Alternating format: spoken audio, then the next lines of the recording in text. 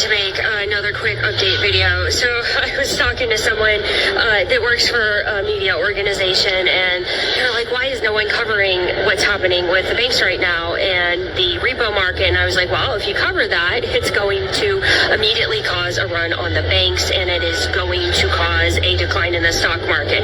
But here is the seriousness of what is happening right now that I explained to this individual. So as you have noticed, in 2 weeks, the banks have borrowed $50 billion in emergency liquidity that was not accessed anywhere near those levels last year. That right there is an indicator we have a serious issue. And then on top of that, if you look at the borrowing that was done by this, but today on the repo market, $8 billion of it was mortgage-backed securities versus treasuries. So I give you the pawn shop analogy. When you need to go get quick cash, a diamond ring is a treasury. That's like a $100 bill, right?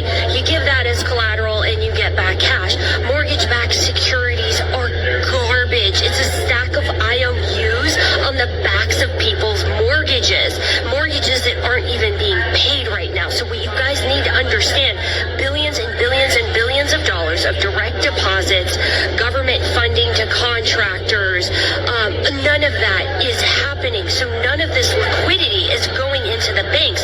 Worse yet, because a lot of individuals work for the government and work for the military, they cannot pay loans back. So they can't pay car loans, they can't pay credit cards, they can't pay mortgages. That's how banks get cash back.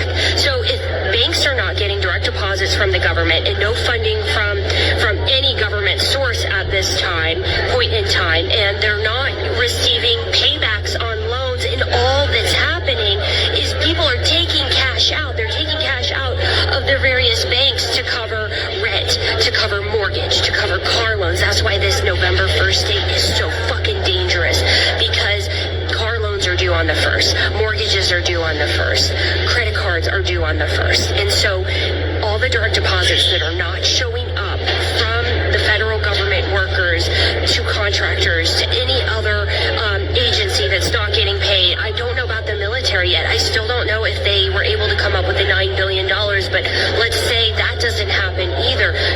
Now the banks are out billions and billions and billions of dollars, and they're not getting any loan repayments coming in. So what do I think's going to happen next week? And it clearly looks like this shutdown will go into next week. I think there might be very well a run on some of the smaller banks. I've heard reports, I don't know how true they are, but some individuals are having trouble, especially trying to get out large sums of cash.